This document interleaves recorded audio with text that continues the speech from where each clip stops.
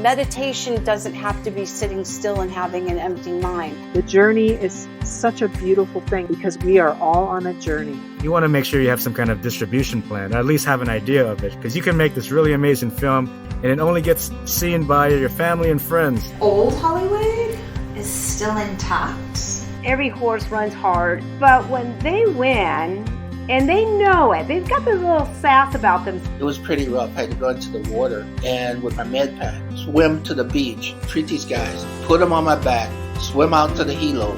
And I'm like, oh my God, I've never seen those before. And I said, what are those? And before I could even finish the sentence, she said, oh my God, you didn't touch them, did you?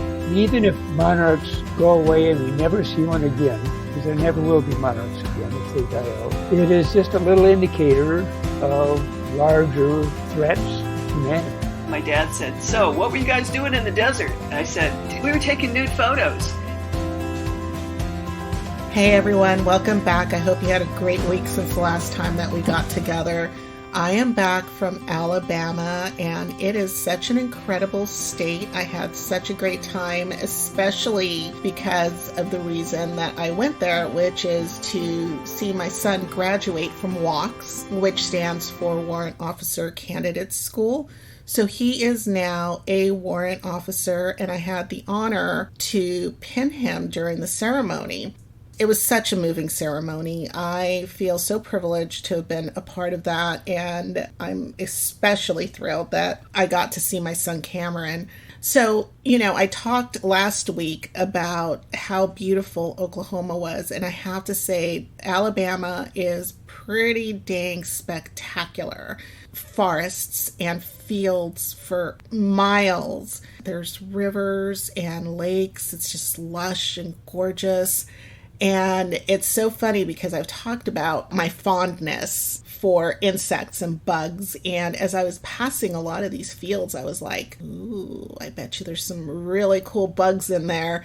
And I had to fight this urge to pull over. But I can't wait to go back. It's really lovely. And it is full of so much history.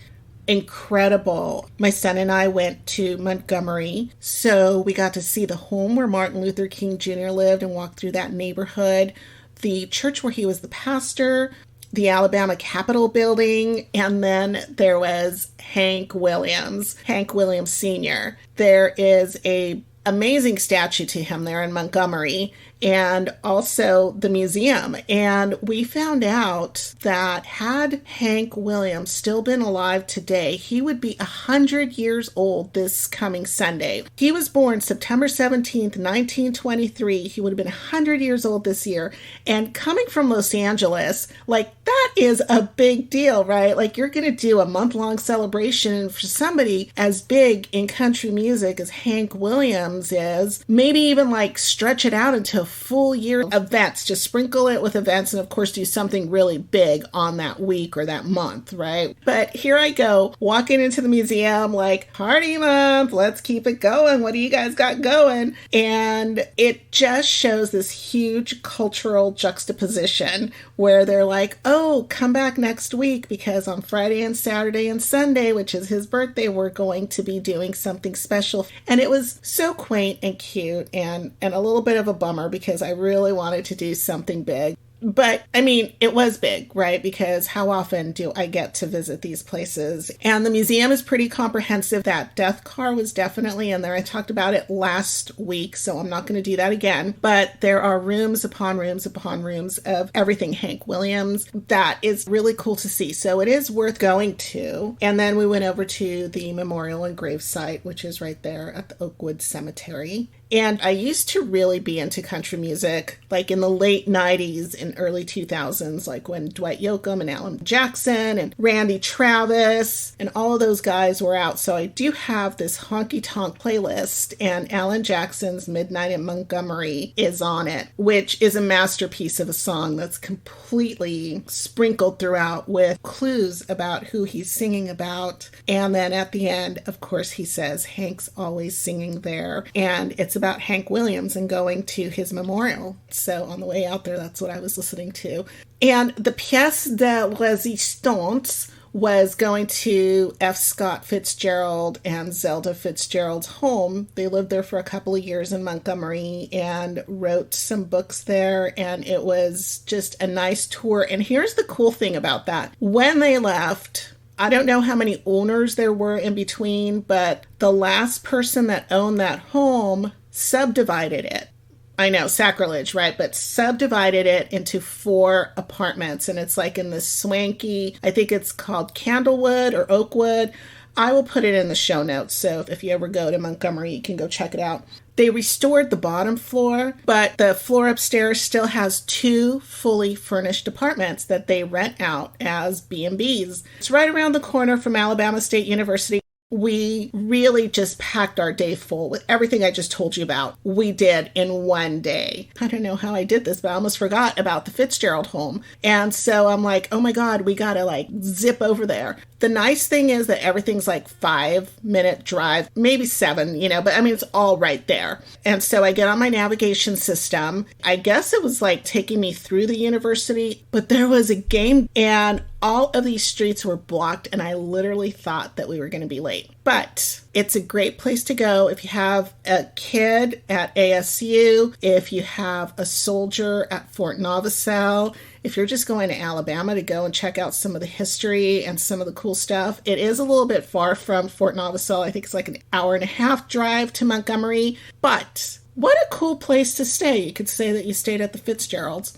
Cam's going into the aviation program there at Fort Novosel, so he's going to be there for 2 more years, which means that I get to plan way more trips. And this trip was so short. I was only there for 4 days, and a lot of it was driving because I drove in from Atlanta, Georgia. I didn't make it to Valparaiso. I know I mentioned that last week.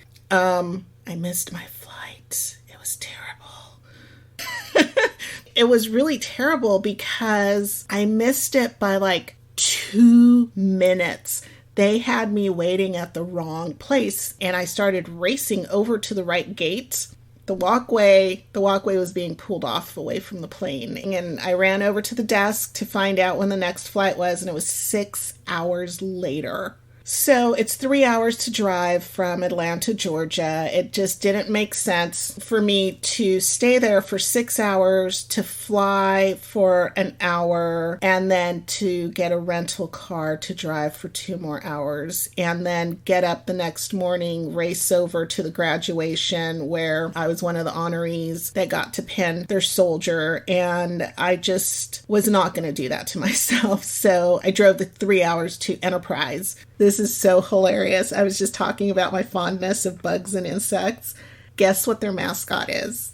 It's the boll weevil, which is not something that I love. Boll weevils are an agricultural pest, and apparently in the early 1900s, they showed up by the millions and ate up all the cotton, I'm sure again, and it finally dawned on somebody. I'm not sure who. I didn't do enough research on it, but somebody decided that why not diversify our crops and plant peanuts and other stuff that the boll weevil won't eat? And all of a sudden, this made the boll weevil a hero. And so they call the boll weevil the Herald of Prosperity. And there's actually a memorial to the boll weevil in downtown Enterprise, right in the middle of an intersection. This is like the cutest little town. There's all of these cute boutiques and everything right there. And it's this like Grecian statue of this beautiful woman, and she's raising a boll weevil above her head. It's hilarious. And then the other thing that they do, like they've seriously embraced the boll weevil, is they have these statues that they make. They're like maybe 4 feet high or something like that. Maybe they're 5 feet. I don't know. Anyway, they're pretty big. And you can purchase one if you live there in Enterprise and decorate it and paint it and put it out in front of your business, and people show up to take pictures with them. And it's a crack up because everything is about the boll weevil in Enterprise. So there's this big highway that is just a big giant circle. It's called Boll Weevil Circle Highway. And There are 29 boll weevils off of this highway of varying distances from different points of the highway. I found one of them, which was the farmer's market boll weevil, and I actually had gone on a little bit of a hunt for them, which I'm a little bit embarrassed to say, but like I had a couple of hours in between seeing Cameron one day and the activities that I was going to do. So I thought, well, let me go find some of these boll weevils. And I did find the farmer's market one, but apparently the police station, the fire station has one. There's a Ronald McWeevil. So there's 29 of them. So that was kind of cool. But enough about my time in Alabama, because I could sit here and talk all day long. I am really excited. I'm going to get right into this In the Company of Friends talk with my dear friend, Michelle Buchanan Hernandez, whom I've known since we were in junior high school, which is now called middle school, which makes me sound super old when I say junior high school. But we just hit it off when we were kids, and we were like besties, you know, like sleepovers, going to each other's homes, walking to and from school. I mean, the whole gamut. We had so much fun, and we've kept in touch, and she won't admit this, and she's probably going to be like, why did you say that? But she's like a total expert on limestone. So that's what we're going to talk about. We're going to talk about this beautiful stone that's for flooring, for outdoor hardscaping, walls, ceilings, you name it. And I'm probably getting some of this wrong, so please listen because she'll correct me as the episode goes on. But they don't just do that. They have fountains, they have fireplaces. I mean, it's so beautiful. And they've even done work in museums and these beautiful mansions. They're all over the place. So we decided to talk about that because it's fun. And the other thing, I do want to be sensitive to people who have pets, who have a pet who may be very sick and about to pass or old, or who has recently passed, because we do talk about the passing of pets at the beginning. It's probably the first 5 to 7 minutes of this episode. So if that's something that is going to be difficult for you to listen to, please feel free to skip past that part. The whole thing is not about pets passing away, but it's really a subject that we don't talk about a lot because it's painful. And so there was something really special about being able to talk about the cycle of a pet's life, because they do live for so much of a shorter time period than us, but they bring us so much joy. And there are so many things in life that are like that. And I actually unwittingly, just a few minutes ago, came across this quote by C.S. Lewis, so I'm going to share it here. Quote, "To love at all is to be vulnerable. Love anything and your heart will be wrung and possibly broken. If you want to make sure to keep it intact, you must give it to no one, not even an animal. Wrap it carefully round with hobbies and little luxuries. Avoid all entanglements. Lock it up safe in the casket or coffin of your selfishness. But in that casket, safe, dark, motionless, airless, it will change. It will not be broken.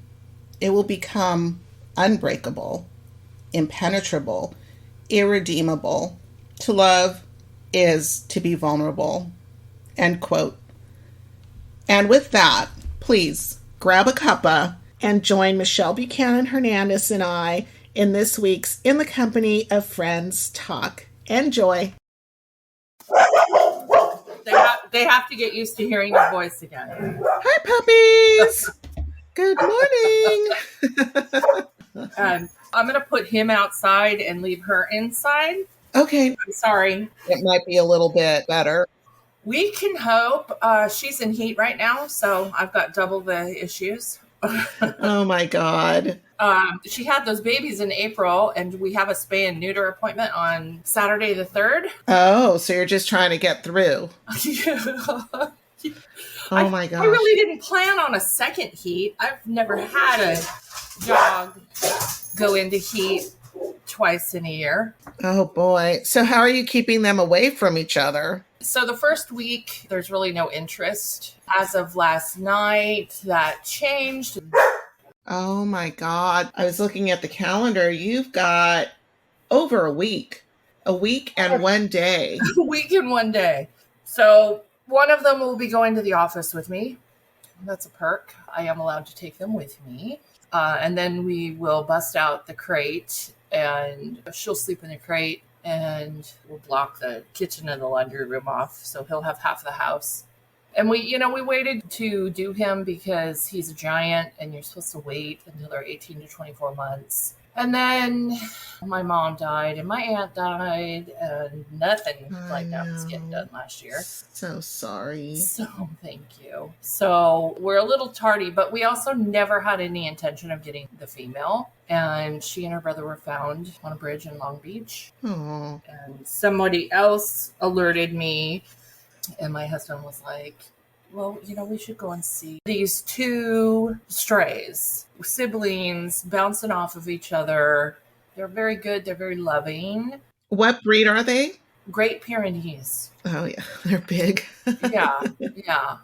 So Robert was like, let's bring her home. And I'm like thinking, she comes home for the weekend. She's not leaving because that's just not how that happens. And I said, I don't have to do this. Like, he's fine. He goes with us. He travels with us. He stays in a hotel with us. He goes to work with me. We have this nice little thing going on. Yes, we've always had 2 dogs, but I'm like, I'm okay. And she's like, I think we should just bring her home for the weekend. He knew what he was doing. Yeah, I think he did. And how cute are they when they're that little too? The babies, that was an experience. I was sitting right next to her when she gave birth to them, and that was something else. It truly, truly was. I am really glad that we got to experience it.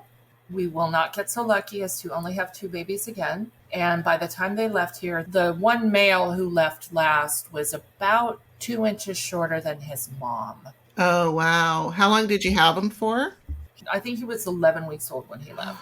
So he's a giant. They're giants. My first Great Pyrenees was as big as a Great Dane. He was 32 inches tall. Clyde is probably about 28 inches tall. I say he's small. But if you see him, you're going to go, oh my God, that's big. When he hangs his head out of my truck window, he fills the window up. I can imagine. They got so much hair and so much hair. And when the puppies were here, she went into a full-blown coat loss and the puppies were pulling her hair and there was just puffballs all over the place. Yeah, we've got 2 small cats compared to your dogs. They have been shedding a lot, and one of them is a black cat, and her hair gets everywhere. I love them. I'm always like, you guys are really lucky that we love you so much and are under some spell that you cast over us because, pets are messy. Pets are work. But they bring so much happiness. I can't imagine life without them. You know us. We have always had animals of all kinds. The longest period of time I was without an animal was when we first moved in together. It was June of 1996, the Evander Holyfield fight where Tyson bit off his ear. Yeah. The very next day we went and we got our set of Australian Shepherds.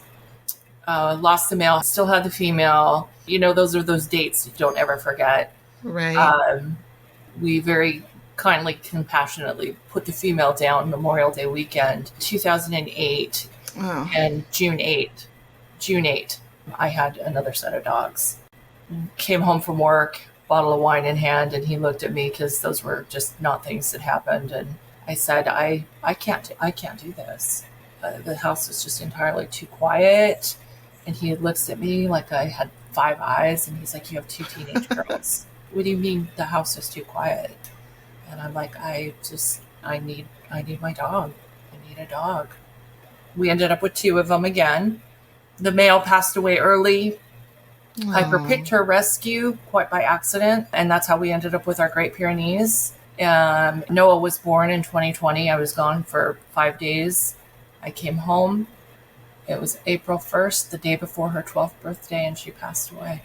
Oh my gosh. So the highs of the highs, the lows of the lows. The COVID thing started. The baby was born. I couldn't be there. All of those things. And Clyde came home April 19th. You have 2 camps there. People look at that and go, oh my God, you're trying to replace them. You're rushing into this. And now, as heartbreaking and as hard as it is also a testament to how much they bring to your life. I absolutely love them and don't see living without them, frankly. And they're better than most people sometimes. Oh gosh. Yeah, they just love their chosen human unconditionally. And I love that. I love watching my two girls together because they might be fighting 1 minute and then they're snuggling, and it's like, it's all good. And they have this really funny thing that they do at mealtime. I'll split a pouch of wet food between them and I add a little bit of extra liquid because one of them likes it soupy. And I'll put both of the bowls down, and every once in a while they'll have their own bowl. But a lot of times the one that likes the soupy mix will go and drink all the water, and then the other one will come back and eat all of the solids. And I'm like, you guys are so weird. So weird. So weird. They have their quirks. They are really quirky, yeah. But it took a lot for me to get these girls because of what you were just talking about. My cat, Nebby, which was short for Nebula, passed away in 2007. And that was such a huge heartbreak. I was like, I am never going to go through this again. Cameron was in 3rd grade at the time, and he was inconsolable. He loved that cat so much that he missed a day of school. And I sent Sophie because she was like in kindergarten, and the way she was behaving, it was like, oh, she's gone. Okay. It was just like it didn't affect her as much. And to this day, she's like, the thing that upset me the most was that Cameron got to stay home.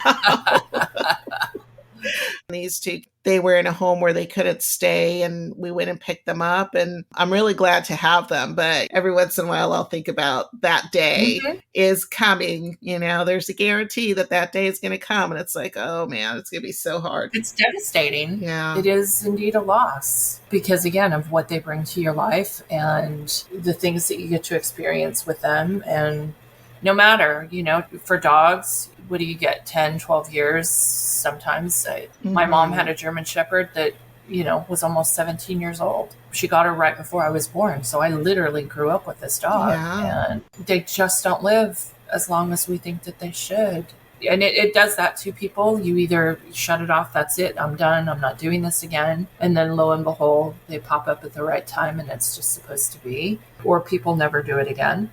Or you're like me and they find us. They just find us. Like I say, this little female had zero intention of doing this. And she is by far more loving and connected than my male is. And Clyde is my heart dog. I mean, he was here when my dad died, my mom died. And each one kind of has done that. I said that about Wyatt when Wyatt showed up and we were devastated about losing Captain. There's something about these guys, the Great Pyrenees, they're almost ethereal. They're majestic and beautiful and people are drawn to them and they're so soothing. But he is so much more independent. Like he's out back and he's fine. That if that was her, she'd be losing her mind trying to get in the house. She wants to be where you are. What you're doing, it doesn't matter. She's just always right there with you. And for only being here for 8 months, like I say, she's the Velcro baby. He comes in, walks through the room, sees where you are, says hello, and most of the time goes to the other room, then comes back through and checks on you. But he's not, and he has never been a Velcro baby. I love that term. Yeah. Oh, she is a Velcro baby. So bad. Do you want to get into the architecture? Well, the limestone, because it's what you see, right? Right. It's a finished product. It's not structural. It is finish or decorative, other than, say, your flooring materials. And it's fascinating. It's so beautiful. And it is beautiful. And it's different. People are accustomed to marbles and granites and travertine. The Getty is all clad in travertine. Limestone is kind of that quiet sister in the back. It's steady. We're always steady. And through COVID, we were considered essential for workers because of the construction industry. So we stayed working. And that was actually one of our busier years. I love it. Every day that I go to work is different because I do many, many different things. I started in 1995 as an administrative assistant, just kind of working in the office, and was working alongside with my boss, who was the vice president, and in 98 had to step into the fabrication role instead of just sales, which is what she was doing. And slowly but surely grabbed onto all kinds of responsibilities to where they sold the company in 2021. And the common consensus was the buyer, who was an installer that we've worked with for 15 years. So that was a marriage made in heaven. He did 90% of our installations because we don't install. Now we do. Now we have a sister company. But how do you do this? How do you do this? Where do you purchase from? Who does the ordering? Ask her, ask her, ask her. Because I had taken everything off of one desk. Short of the corporate taxes, I don't do corporate taxes. I run all the books, but as far as filing, I'm not playing with the IRS. I don't want to do that. But we purchased from Europe, France and Italy, a little bit of Spain, not much. Our primary focus is limestone. We dabble a little bit in marble, but it's a different type of fabrication. Everything is brought into our showroom and our fabrication shop in Torrance, 20-foot containers from the port, so I get to deal with the port as well. Typically, we bring in slabs that are 3/4 inch up to a 12 or 14 inch thick block. So the things that you've seen picture-wise, and by all means, please come to the showroom and visit me. I won't even make you bring me coffee. You can just come. And bring her coffee. She loves coffee. And I will put links in the show notes on how to get to this showroom. Sure. Thank you. And so we fabricate right there. We have a 5-axis CNC machine. Proud to say that in 2006, we were one of the first companies to incorporate that in. And what is that? A CNC machine. It's a computer numerical, and I don't remember what the C is, the second C is. But it is a machine that is typically used for metal pieces. Boeing uses CNC machines. The aerospace industry uses a lot of them. So we purchased this. What we were doing was running a big slab saw and then running our profiles down to cut and shape the slabs, the curves, and, taking a block and creating a round column. That was all saw work, and that's flipping and turning. And with the CNC machine, you have the 5-axis head that is able to maneuver all of that. So it's not a saw going back and forth, back and forth. This is the head and the tooling creating this. No one else had one back then. And there are only a few other fabricators who do what we do. There are countertop fabricators all over the South Bay and Los Angeles. There are not a lot that do fireplaces and fountains and columns, the 3-dimensional architectural work. If they sell it, a lot of it is done overseas and brought in finished. What we do is work directly with the architects and builders. We get the job site measurements. We fabricate to how the house is built. It is not pre-made. It's not pre-run sitting on a shelf. It is custom. So you're getting slab pieces and you're also getting blocks. Yes. Are they coming already like pre-shaped to certain heights and widths? And so you're just picking the right block to create what you have to create? No, because let's say we bid a job. We know the elements that we make. We know the thicknesses we need. We bring in the raw block, and they're not perfectly cut 114 wide, 60 inch tall. Some of the quarries will cut it straight. Some of them are just kind of jagged edges, and you get that close, and that's the utilizable. So we have just rows and rows of these different thicknesses, slabs and blocks, and we pull, and we cut and carve. If it's a 16-inch column, the diameter is 16 inch. We cut the block, and then you shape out your column. Theoretically, most of the time columns are in half. So you're using probably an 8 to 10 inch thick block to get that meat out. And then they're cored, because then they'll go around a post, because limestone columns are not structural here in California. So you have to have the posts. So they kind of just clad around the structural posts, the metal posts. Mm-hmm. And then you have the cap and base. And those are tapered. We do straight. Some of the caps get intricate Corinthian carvings in there. On our Instagram, we just actually put a highlight of one. So sitting on a square base, has a little round foot. The shaft meets down into that. And that's under impression. So on Instagram, it is listed as limestone impression. And the logo is Old World. It's two men holding a tile. Facebook is just impression. Our website is absolutely wonderful because I don't know how they knew back then, but our domain is limestone.com. Oh, that's right. Yep, I'm on it, and that's awesome. Yeah, they were on it. So those are some of the things. We're just getting into marketing. This is a family-owned business, so it's not a chain. It's not flooring outlet or anything like that. This is all very specialized. But the markets are changing. Things are changing. We've always been steadily busy. I'll be celebrating my 28-year anniversary there in November. Congratulations. Thank you. That's a long time. That's a lot of knowledge. And just the fact that it's a family-owned business, that it's been passed on from generations of artisans, and that knowledge that comes with that. I mean, there's so much nuance and detail. And although it was sold to somebody who also cared that much about the product and cared that much about its history. Like, all of that comes through in the finished product. It does, because again, going back to Old World style, we're using new technology, but we're fabricating the way that it historically was done. They're solid pieces. It's not 3/4 inch pieces laminated together.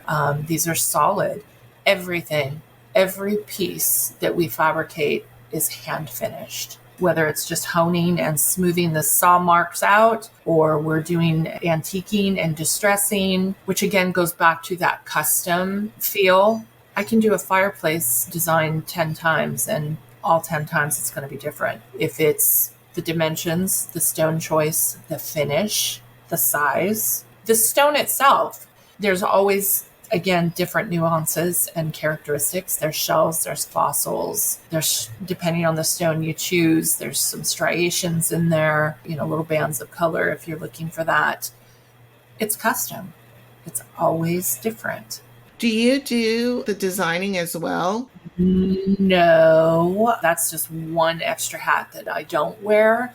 We get a lot of people who don't know. We deal with homeowners. That's not our primary. There's an architect in Palos Verdes who very old school and no CAD. He still hand draws his plans. Wow. And makes the most incredible estates in the South Bay area. And he specifies a lot of his designs and what he wants. Then you have different architects who will draw up their set of plans. They'll kind of know what they want. The designers come in and spec designs. And it's always up to interpretation. Sometimes people go strictly by that. And sometimes they kind of go out on their own and want something a little bit different than what that person has in mind. And then we get homeowners who come in who don't really know. I think I have 10 or 12 full-size fireplaces in our showroom of different styles. Pinterest is a blessing and a curse, because a lot of people are coming in and pulling in and, this is what I want. It doesn't really gel with what's happening. So you kind of redirect them, or they want a Louis XV fireplace, but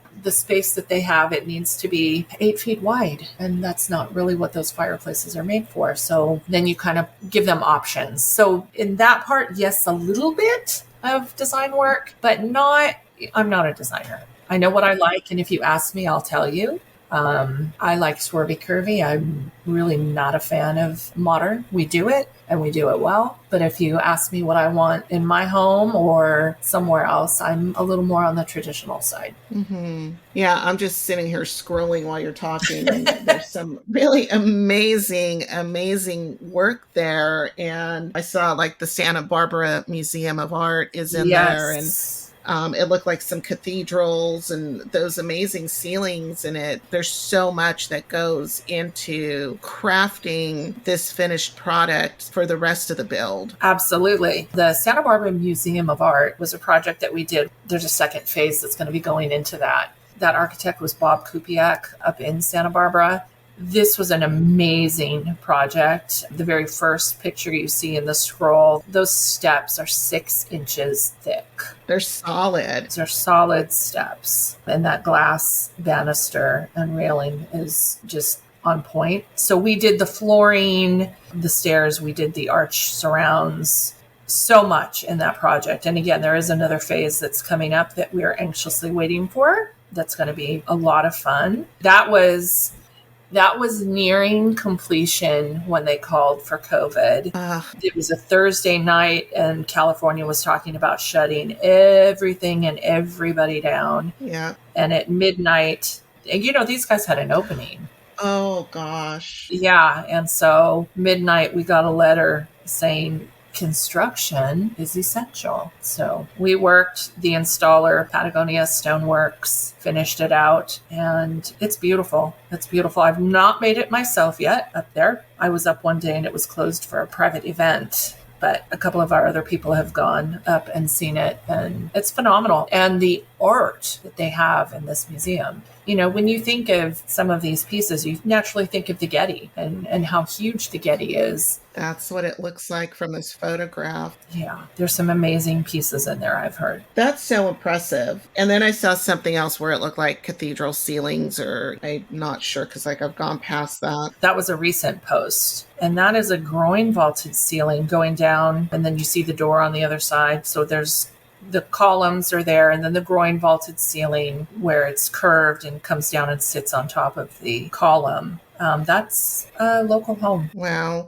So it's a pretty expansive group of customers that you work for then. It is. We get those projects that are 18, 24 months. It's interior and exterior. We do homes that are just exterior. We do one-off fireplaces. We do sinks. Right now, our vessel sinks are coming back. A couple of years ago, there was a run. We did a house in Palm Desert that was featured in a magazine, and I was getting calls for the East Coast, just all over the place. Florida, Connecticut, everyone was looking for them. And it kind of died off a little bit, but now we're doing them again. I've got a project in Idaho. I just shipped one out. I just ran 5 different orders of vessel sinks, and one of those is featured not very far down in there.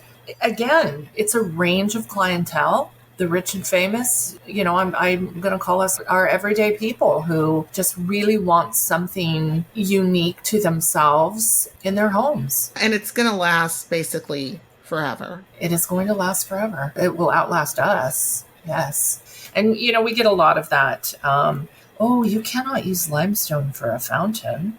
Sir, have you been to Europe? Because it's there. We import in materials that Notre Dame was fabricated in. It's the same stone. It's going to last. So there is some education there. When you just said that, I realized that when somebody thinks limestone, they think, oh, that's going to efface quickly. Water's going to wear away at it in a different way than something as solid as marble. And so what is the difference between all of these different products, and how does limestone stand up to them? I don't know all of the correct technical terms, I will say. Limestone is a calcium carbonate. The big differences are the structural things that make it up, and you get the different textures and finishes. Marbles will polish, and that's the silica content and the density of the stone and the water that's coursing through the mountains. Where travertine is quarried from, there's a lot of water, so you get holes where the water has pushed through it. So what you see, you can hold up a tile and a piece of travertine looks like Swiss cheese. So they fill that with epoxy, and then they hone over it and smooth it. And eventually that's going to give. Limestones don't have that kind of water filtration. It's kind of compacted down. So you don't have those erosions through there. And people ask, why do you work in French material? There's a range of color there. We go from white to very, very dark. There's pinks in there and browns and creams and tans and beiges. And there's definitely some dense limestones that look like marbles. Depends on the region where they're from. We pull from 3 or 4 different regions in France, depending on what the projects are and what we're looking for. Granites, again, just kind of a different animal. I've not really gotten into that, but it's very dense. It's very common. Everyone has granite countertops. Again, I don't know the specific composites that make it completely different. It's a different feel. When I went in to apply for this job, I did not know what limestone was, but I knew when I walked in that I liked it. It's a matte finish. There are very few that will actually polish up. And again, that's a silica content. And those are the more dense stones that you see. The Cheesecake Factory in Redondo, when did that go up? In the 80s? Probably. It's been around for a long time. It's been around for a long time. So that floor is limestone flooring. The tables are limestone. So it is residential and it can also be used commercial. The key is to pick the right stone.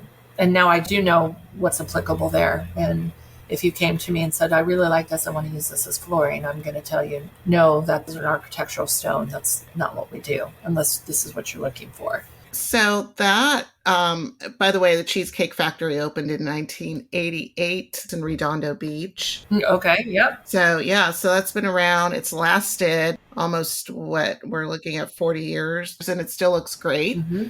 I think that's really interesting. Never being that intimate with building something. It just is all brand new to me. And the fact that there are certain composite of stones that go on walls or for railings versus for walking on, like I wouldn't have thought of that. I would have been like, oh, that's pretty. And this is where I want it. And I would have been that client that you would have been saying, well, maybe not.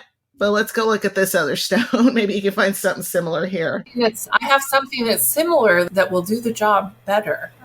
We work in a stone a lot. It's we call it the stone of Provence. It's a soft stone, and I do a ton of fireplaces. We do our exterior elements in it. It's all over. It's quarried from, and it's used extensively in the Provence region of France, and definitely too soft for flooring. We have a French architect that we work with who, I think it was probably a year or two after I started, we were involved in this house, and it was a very Provence style house in Ritz Cove, and he did a checkerboard using this material, but that's what he was going for, a little French villa, and that stone in that area for that worked, but I've not sold it as flooring since then. With the sourcing, so you've mentioned Italy and France mostly, and a little bit of Spain. Do you get to travel? To date, I have not been able to travel over there. Our previous owners were French and Italian. She was full Italian. He was French and American, which is how the whole business got started. And they have family there. So when they would go visit family, they would meet with the quarries. For a long time, we had a second office in France. New owners asked the question, so when was the last time you went and when was the last time you saw these people? And I said I had never, and they were astonished. So we're looking at going next year, and I will be going. How exciting. Yeah, I have the relationship with our suppliers because I've been there so long, and the suppliers that we use are very knowledgeable. They're almost like brokers, so to say. The quarry system, they don't own quarries. They lease quarries over there. And they're long-term leases, but nobody owns them. Those are the governments in France, especially. And so they take very good care of us because, again, we have these long-standing relationships with them. They do travel to the States. So in April, I was with 3 different of my suppliers coming through. And depending on what's happening, they will come in and they'll visit. And we talk about upcoming projects or new stones that they kind of want to work with or present. So in our working showroom, we have flooring down, different suppliers, different styles, different finishes, different patterns, as well as the architectural elements. So yeah, I'm very excited. And so all of this time and all of these different hats that you've had the opportunity to wear has really turned you into an expert. I don't want to call myself an expert, but I'm good at what I do. Yes. I love what I do. I'm passionate about what I do. I enjoy it. Every day is different. Every project is different. The stone is organic. It just feels nice to walk into my office. I can take my dogs with me if I want. We do our own drawings. So the process is the element is selected. Job site dimensions come in. We do our own shop drawings. Those go out for approval, and then we start cutting and fabricating. And we lay the pieces out, we photo and send those out for approval, or if you're local and want to come in, you look at it. If we're antiquing and distressing, you have the opportunity to work with us on that to make sure it's exactly what you're looking for, and then we pack it and ship it. But there are a lot of projects, the impression side of it is never on site. Idaho, Connecticut, Tennessee, North Dakota, we're not out there. So it really is teamwork with the builders, installers, taking the correct measurements. It's incredible. So there's a lot of projects that you're also doing outside of California. You're doing things in other states as well. And are you also doing things in other parts of the world? I think there are 52 tabletops in Nairobi that we did. Wow. We work with a high-end furniture company, Giotti Designs, in Carpinteria. They do a lot of hotel work, residential lines, and we did do a house for a customer in New Zealand. So you guys have a little bit of international dabbling. Yeah, we do dabble, but it's not primary. We're concentrated just because of location, reputation, gearing up on the marketing. The majority of our business is word of mouth. So we're very concentrated in the South Bay. We're everywhere here. Then we start going down south. We're in Orange County, San Diego County, a little bit in Temecula. We get installed where we need to be installed. We've got some beautiful projects in Beverly Hills, Malibu, wherever we need to be. We're nationwide.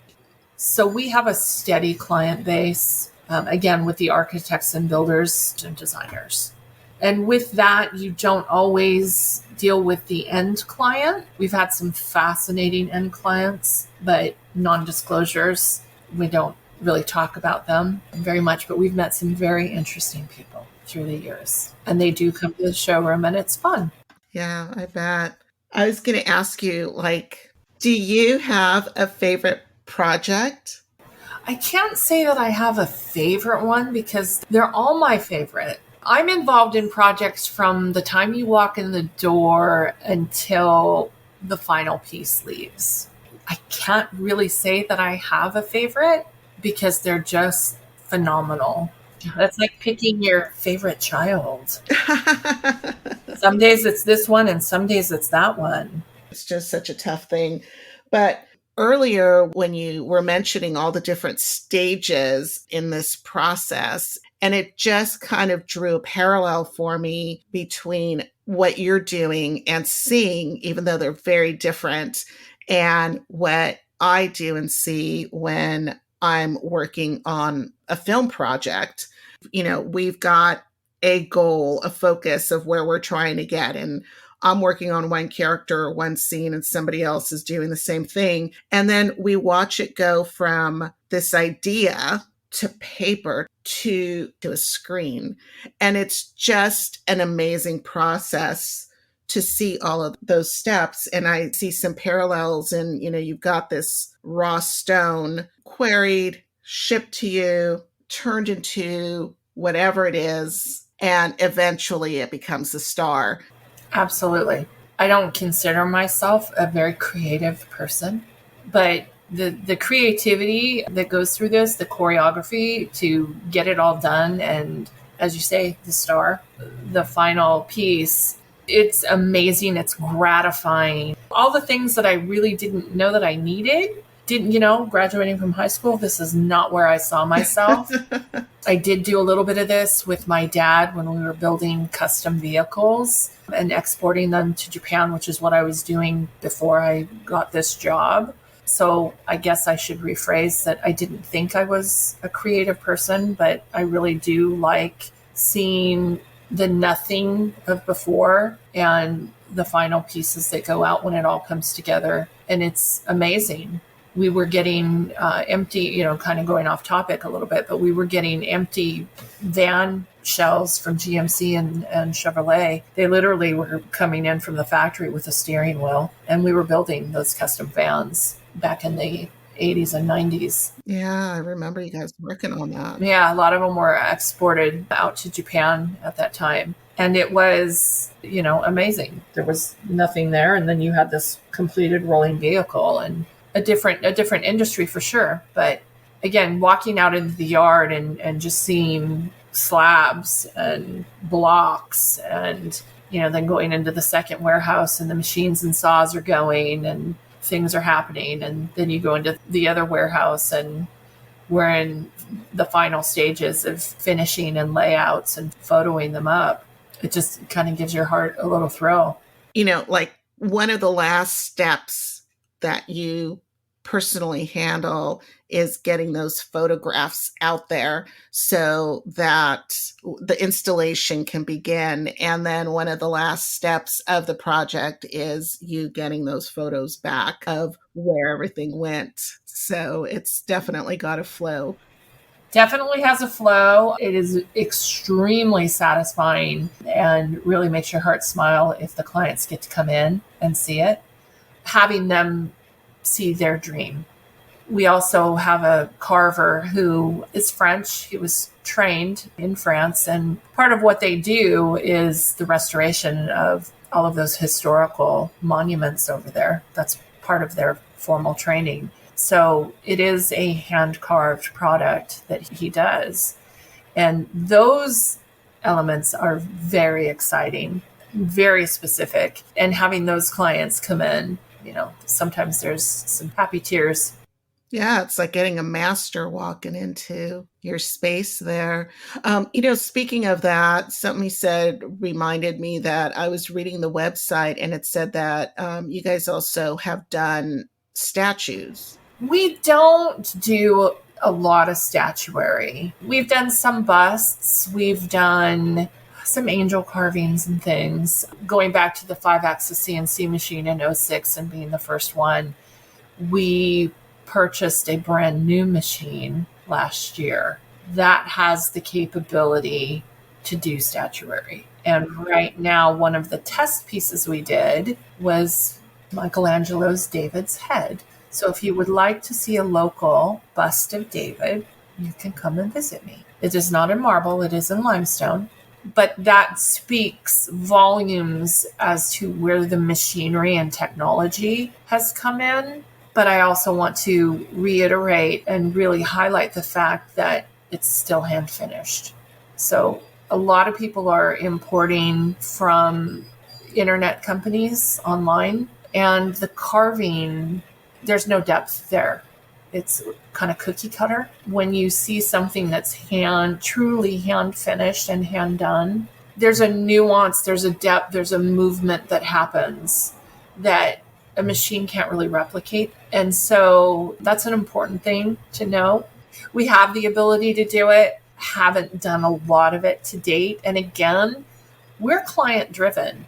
So if somebody comes in and says that this is what they want, we will do that. We are working with a client right now who kept saying that he did want carvings of his wife. She said no, that was not happening. He was looking for a fireplace that had caryatides on the legs of the fireplace. So those are essentially the naked ladies on the legs. And we did do a fountain 15 years ago, and it was one of her baby pictures, was the cherub where the water spout was. So a different kind of statuary. Yeah. That is funny. Oh, again, I'll invite you in to see my bust of David. I would love to see that. And of course, just come and visit you. I just realized that we've never shared with anybody during our talk that we've known each other since childhood. Yes, we have. We lived one block.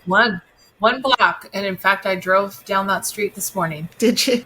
I did. So I was actually wondering, does your mom still live there? Yes. Yep. My parents still live there. Same place where we would have all those sleepovers all the time. Mm-hmm. I remember there was a Gemco where the Best Buy is now on Hawthorne and PCH. I think every South Bay family shopped there. And we all did, yes. Right. They had that record department. And when Grease with John Travolta and Olivia Newton-John came out, they had this whole 1950s looking cool setup, and the actual vinyl album was there because that's what we played back in the days. And I bought it, and I remember bringing it over to your house and playing it over and over and over again. Of course, I did the same thing at my house, and I don't have that album anymore because I wore it out. Yes.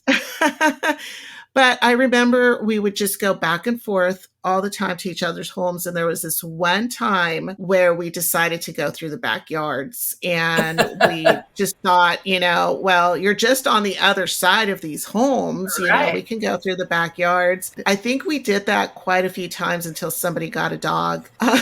Probably. Yeah, it was a cool little childhood. And I'm not sure what grade we met in. I think it was junior high school, probably. 7th grade. Seventh grade. Yeah. Mm-hmm. Fleming. It was Fleming. You've had the good fortune. You actually know quite a few of our friends a little longer than you've known me. I grew up not very far away on the other side of Crenshaw in Torrance. And 7th grade, we moved. And the only person I knew at Fleming was my aunt, Jennifer. I didn't know anybody. And the school was so huge compared to the little school that I went to across the street from South High. And it was very diverse. There were so many people. So terrifying. And I put on that facade of just being a little meanie, even though I was not. And I remember meeting Elvitza and Gatesa, the twins. Only I didn't know they were twins. You didn't? Oh my God, they looked exactly like each other. I know. The first day, I was in class with one of them, and I was standing outside looking for Jennifer. I was in the interior courtyard, and so I was standing kind of waiting and looking, and one of them came up and was talking to me, and I thought to myself, we were just in this classroom together. Like, what is this? And later in the day, found out that they were twins and felt like just such a ding-dong. By the way, there were also 3 fights that day on my first day from school. 3. And it was like a charge. They were here. They were there. They were on the field. They were by the administrative building. And again, which is why I was kind of off to the side, standing by myself going, what has happened? My parents have made a mistake. This really, this cannot be. That was a pretty crazy school for sure.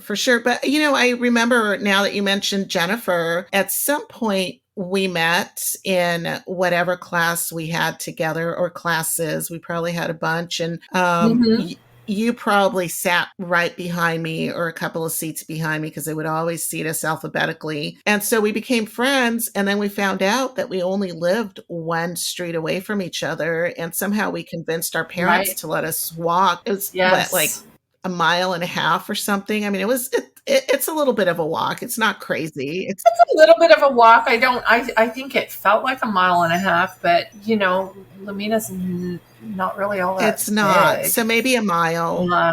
But it felt like that. It did. But it was fun. We'd walk, and then we'd get over to Jennifer's place and pick her up. And she was only a couple of blocks away. Yeah. And I think, we'd end up collecting friends along the way. Yes. By the time we got there was a crowd of like 5 or 6 of us. Yes. Which is probably why we were allowed to walk to school. Yeah.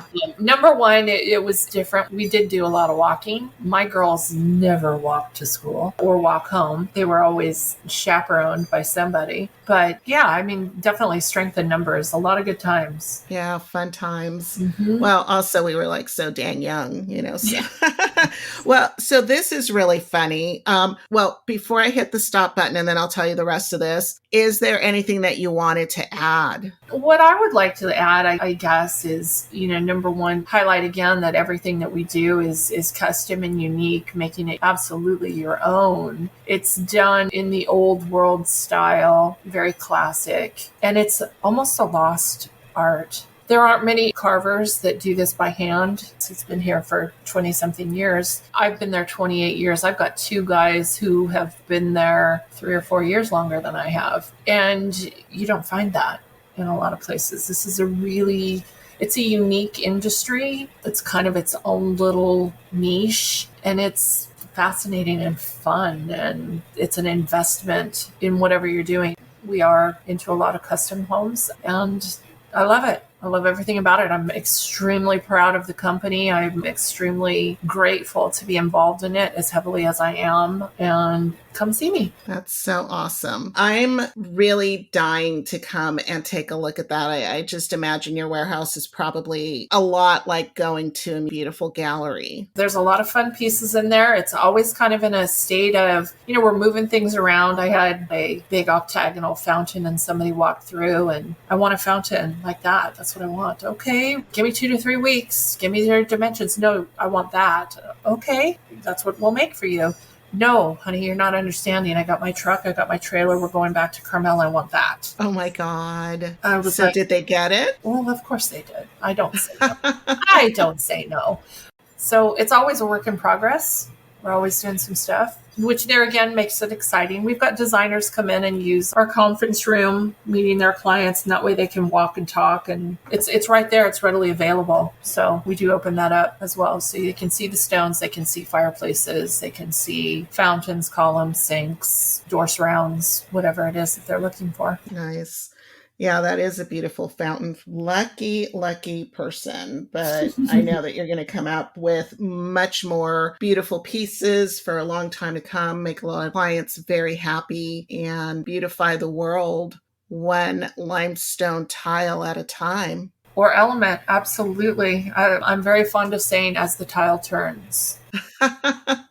As the tile turns. Today on this episode of As the Tile Turns... That's awesome. And by the way, I did pull up the distance because I'm such a nerd like that. It's 1.3 miles that we used to walk. For real? Yes. Yep. I put my parents' address in there. You would have been maybe 1.297 miles from your place. But yeah, we did 3 miles a day. No wonder we were so thin. Exactly. I remember when Jenny and Tracy, when we moved into the Pines from where you are. So I was on one end of Lomita, the far end, and they were on the other end. Oh my gosh. Just walking up and down Pacific Coast Highway, boombox in hand, barefoot. Oh my God. I hated shoes. And just back and forth and thought nothing of it. And then that was during the summer. And school, I would leave and I would walk towards them up Pacific Coast Highway and then walk backwards. I need to get my walking shoes out again. We need to get our walking shoes out. I mean, my gosh.